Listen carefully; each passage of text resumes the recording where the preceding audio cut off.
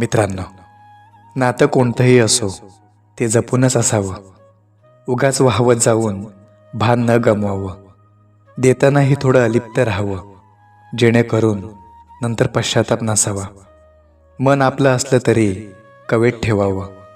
दुसऱ्यांच्या इच्छेचा मान राखत चालावं.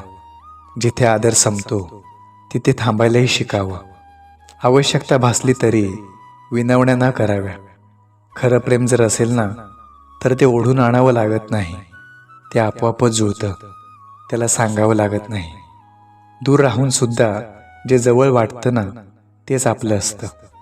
अनोळखी नात्यांवर हक्क गाजवायचा नसतो. या जीवनात प्रत्येक गोष्टीचा परीघ असतो. तो ओलांडला की संबंध विरघळतो. म्हणूनच भावनांवर थोडा संयम ठेवावा. प्रेम उघडं करण्यापेक्षा शांतपणे निभवावं.